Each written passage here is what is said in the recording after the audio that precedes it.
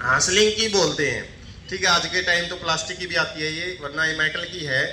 क्या समझते हैं इसके द्वारा हम कि जो ध्वनि की तरंगे हैं या फिर अनुदैर्घ्य तरंगे हैं वो किस तरीके से गति करती हैं।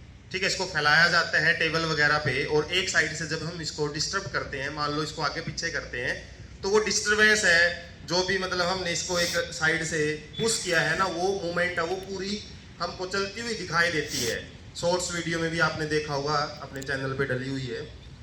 ठीक है, स्लिंकी इसको बोला जाता है। अनुदैर्घ्य तरंगों की गति को समझने के लिए इसको इस्तेमाल किया जाता है। अनुदैर्घ्य तरंगे, लॉन्गिट्यूडिनल वेव जिसको बोला जाता है, जो हमारी साउंड वेव है, आवाज जो हमारी गति करती है ना, जैसे मैं बोल रहा हूं तुम्हारे पास जो आवाज आ रही है वो एक अनुदैर्घ्य तरंगों के रूप में आपके पास आ रही है। तो इस टाइप की तरंगों को समझने के लिए स्लिंकी को इस्तेमाल किया जाता है।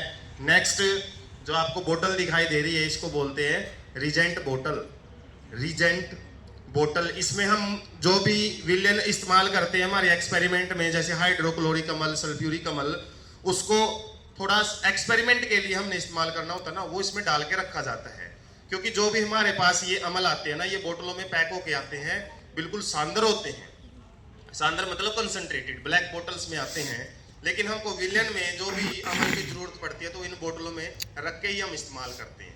ठीक है, रिजेंट बोतल अलग अलग आकार की होती हैं ये। ठीक है, जब भी आपको इस टाइप की बोतल देखने को मिले तो वो लगभग रिजेंट बोतल ही है। छोटी बड़ी आकार में ये मिल जाती है। इसके ऊपर एक ढक्कन भी लगता है कांच का। ठीक है, नेक्स्ट क्या बोलते हैं इसको, है देखा है कहीं? अरे तोलने के लिए इस्तेमाल करते हैं, है ना, तराजू भी बोल सकते हो आप इसमें। जैसे हमने जो कमानीदार तोला देखा था, स्प्रिंग बैलेंस, उसके नीचे लगा के क्या किया जाता है, कोई भी वजन है वो तोला जाता है इसमें।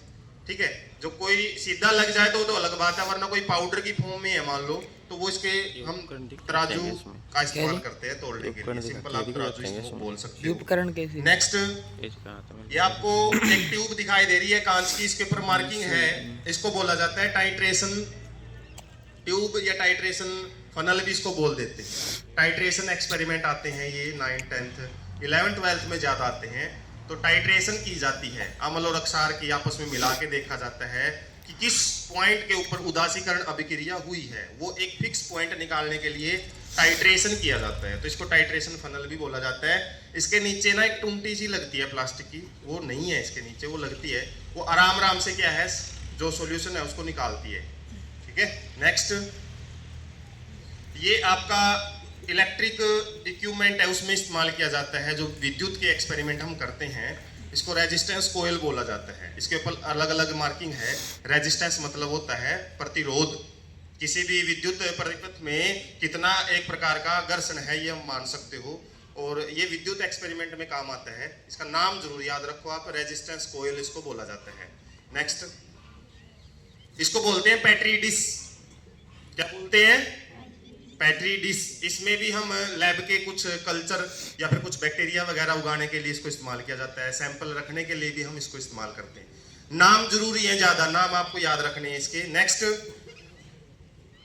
देखा है कभी ऐसा? एक दिन पहले भी किया था हमने इससे रिलेटेड। क्या रखे हुए थे इसमें?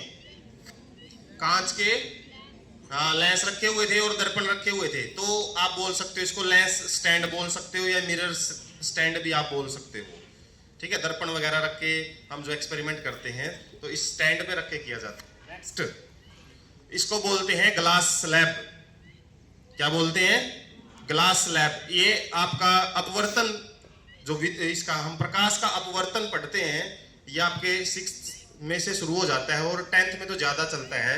वो समझा जाता है कि प्रकाश जब एक रेयर मीडियम, मतलब एक विरल माध्यम से सघन माध्यम में जाता है तो वो क्या है, अपने रास्ते से भटक जाता है। ठीक है, प्रकाश का अपवर्तन उसको बोला जाता है, वो इससे समझा जाता है। नेक्स्ट, इसको बोलते हैं पिपेट। क्या बोलते हैं?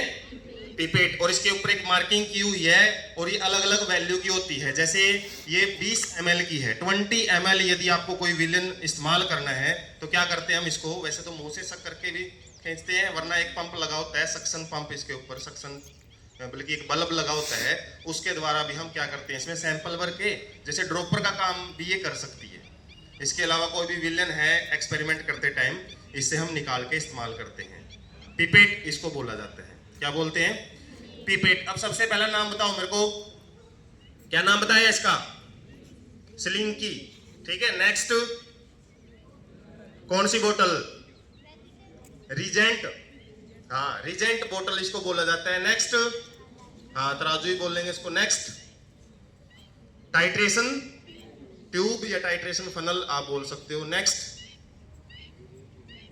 Resistance box. नेक्स्ट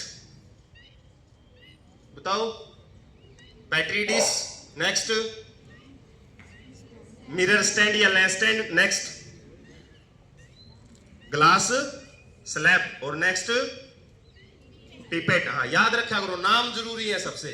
ठीक है, नाम आपसे कभी भी पूछे जा सकते हैं जो यहाँ पे बताए जा चुके हैं। ठीक है, तो आज की एक्टिविटी में इतना ही था। Thank you. क्लैपिंग कर सकते हो आप।